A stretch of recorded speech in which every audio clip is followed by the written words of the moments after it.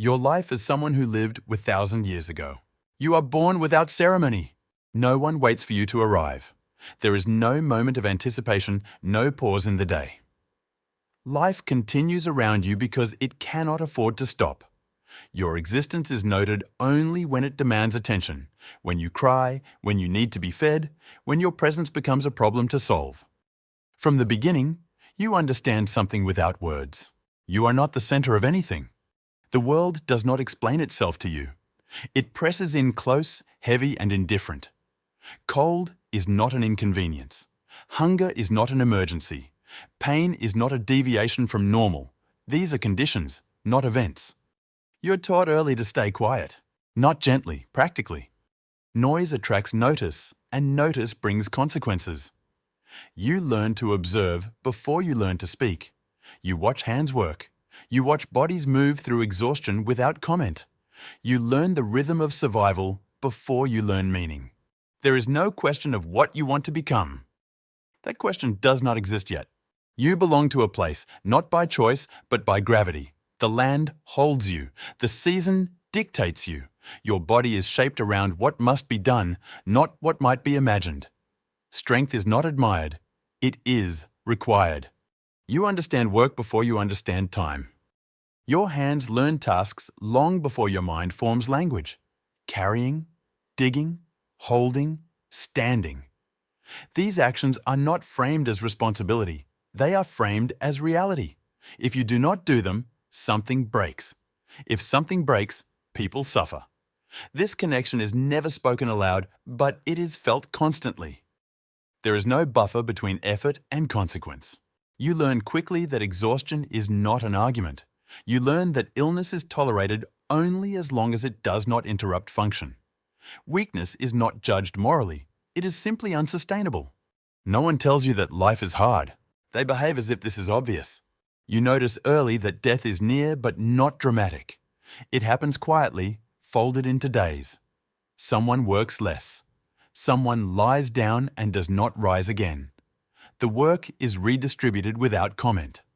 Grief is brief, not because it is shallow, but because there is no space to hold it for long. Survival does not wait for mourning. You begin to understand that your life is not a story. It is a contribution. No one tells you that you matter. No one tells you that you don't. The concept itself is irrelevant. You are measured by what you provide, by how little trouble you cause, by how reliably you endure. Praise is rare and utilitarian. Silence is the more common response. Silence means you are functioning correctly.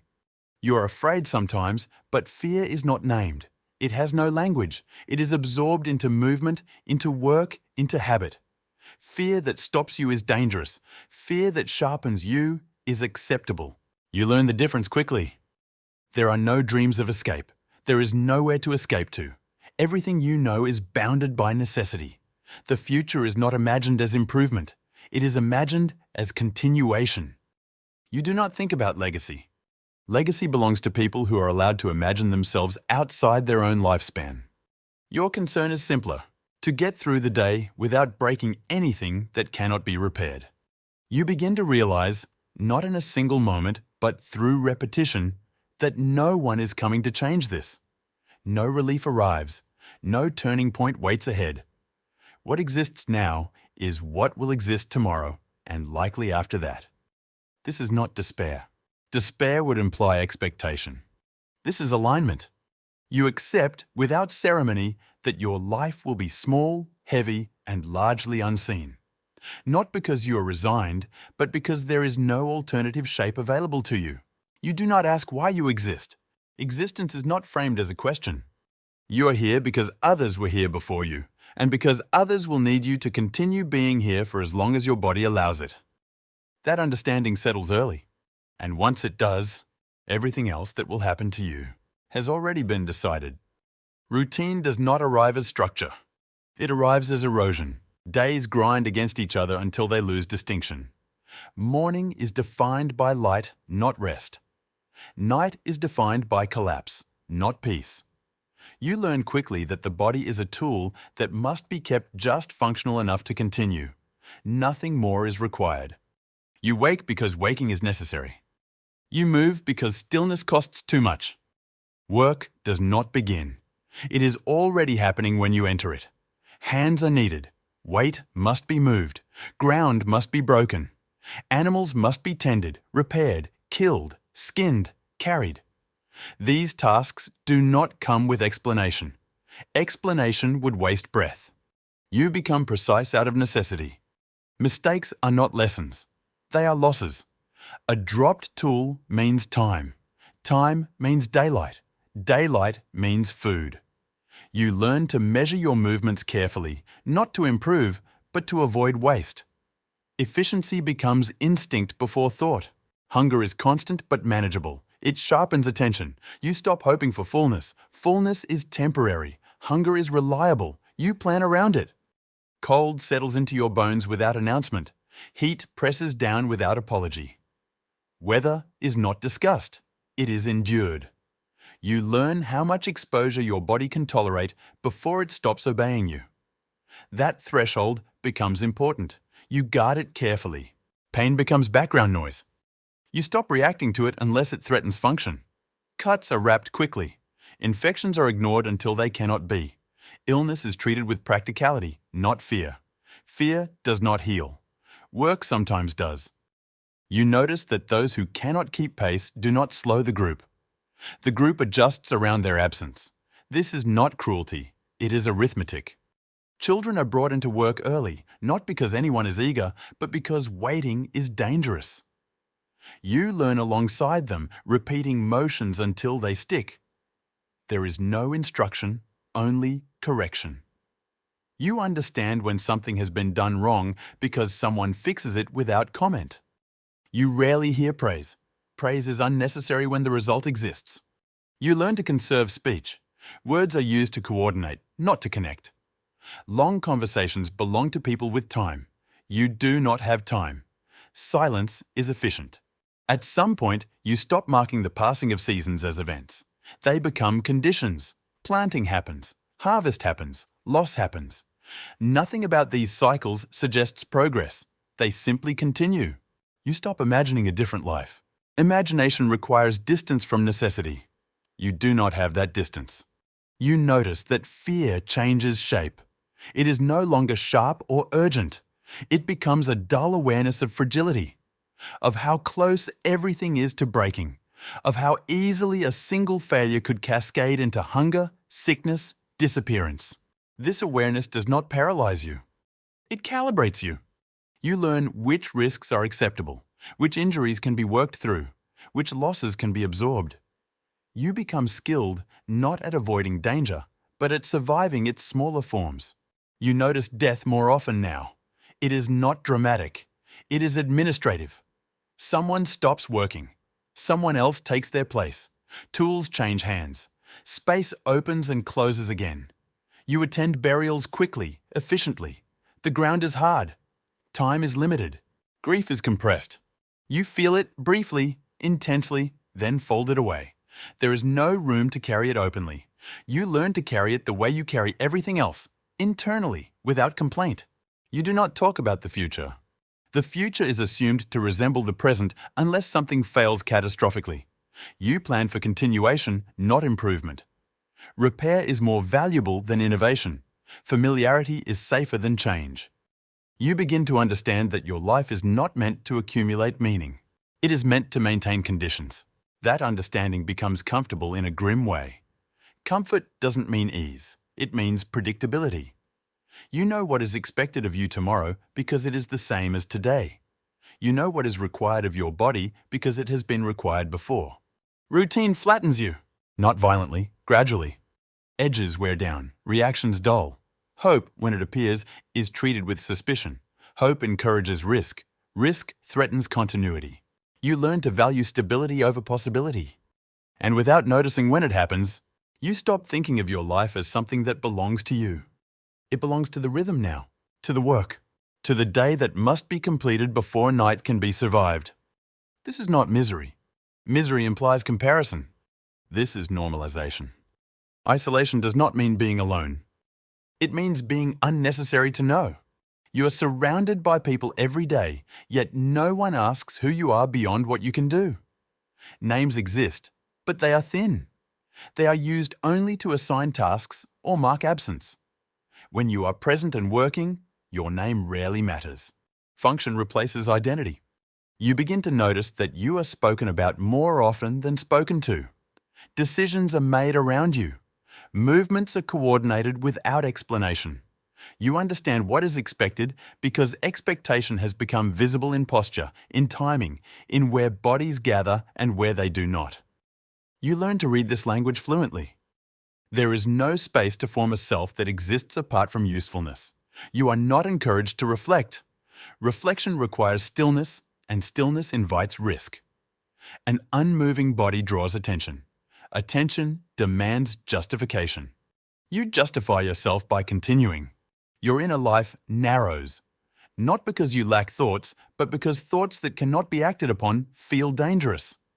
You begin to discard them before they fully form.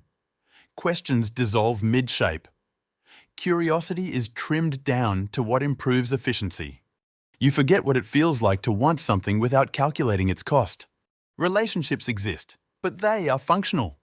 Bonds are formed through shared labor, shared exposure, shared endurance. Affection is quiet and unremarked. There are no promises. Promises imply futures that may not arrive. Loss is frequent enough that you learn not to attach too tightly. Not because you are cold, but because attachment slows recovery. Recovery is necessary. The work does not pause. You notice that people do not speak of dreams. When they do, it is as humor, as something light and distant. A way to acknowledge that other shapes of life exist somewhere beyond reach. You listen without participating. You understand that dreaming openly would mark you as inefficient. You become careful not to stand out. Standing out attracts scrutiny. Scrutiny invites judgment. Judgment can lead to removal. Removal is dangerous. You have seen how easily a space can close after someone disappears. Gradually, you stop imagining yourself as distinct from the tasks you perform. Your body feels less like something you inhabit and more like something you operate. Pain, hunger, exhaustion are processed as signals, not experiences. They tell you how long you can continue before adjustment is required. You adjust. When you look at your hands, you see tools before you see flesh. They are cracked, stained, thickened. They function. That is enough. You do not think of them as belonging to a person with preferences or a future. You think of them as adequate. There are moments, rare and unsettling, when you become aware of yourself watching your own actions. A brief separation, as if you are standing slightly behind your body, observing it work. These moments pass quickly. You do not pursue them. They feel destabilizing. Stability matters more than insight. You realize at some point that no one would be able to describe you if asked. Not because you are invisible, but because there is nothing to describe beyond routine. You are not remembered for traits. You are remembered, briefly, for reliability. Then you are replaced. You understand that identity, in your world, is a temporary convenience. It exists only as long as it supports continuity. Once continuity no longer requires it, identity dissolves without resistance. This understanding does not frighten you. Fear requires a sense of entitlement. You begin to think of yourself as part of a process rather than a presence, a link between what was and what must continue. You are aware that the link will eventually break and another will form. This feels natural. You stop measuring your life in personal terms. You measure it in completed days, in tasks finished before nightfall, in moments when nothing collapsed because you were there to prevent it. You do not ask whether this is enough. Enough is a question for people whose survival does not depend on the answer. By now, the idea of being known feels foreign. Being known would require time, attention, memory. All of these are scarce resources reserved for what alters the structure. You do not alter the structure. You maintain it. And in doing so, you allow yourself to thin further, to become lighter inside, easier to move through the day without resistance. The self that once reacted has been worn down to something quieter, something efficient, something that does not expect to be seen. There is no ending prepared for you. No moment when the day announces that it will be the last one. The work continues because it always has. You wake because waking is still required. Your body responds out of habit, not intention. Habit carries you longer than strength ever did. Something in you has begun to fail, but failure is gradual enough to feel almost cooperative. Your movements slow, not noticeably at first, just enough that others compensate without comment. A task is finished by another pair of hands. A load is shifted slightly. The rhythm adjusts.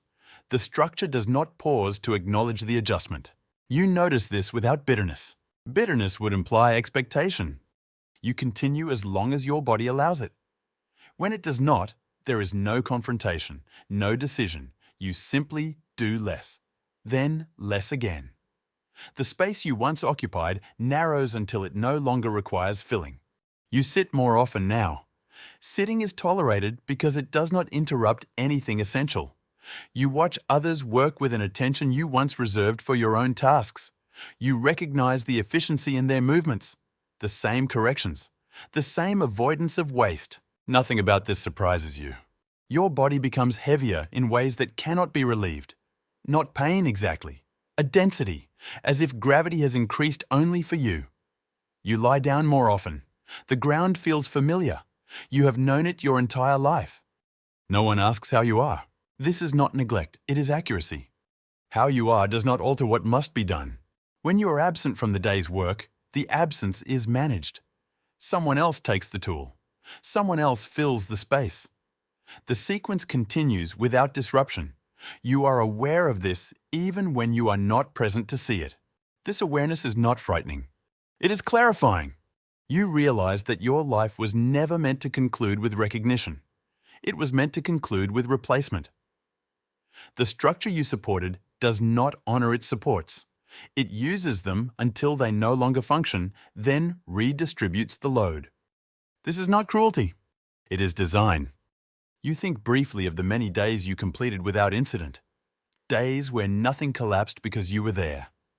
Days where survival remained stable, unremarkable, intact.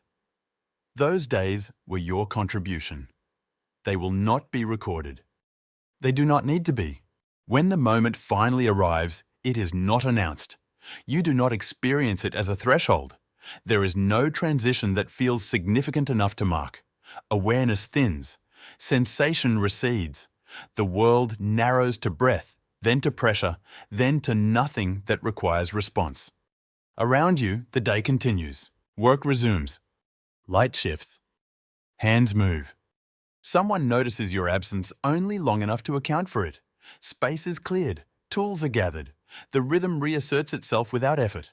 Your name is not spoken, not because it is forbidden, because it is unnecessary. Within days, the place you occupied is indistinguishable from any other. The ground does not remember your weight. The work does not retain your shape. The sequence holds without interruption. You are not mourned loudly. You are not forgotten deliberately. You are simply absorbed. History does not register your passing. It registers continuity, and continuity has already been secured by the time you are gone. What remains of you is not a story. It is a condition that held long enough for something else to continue. And once that condition is no longer required, it dissolves, without resistance and without sound.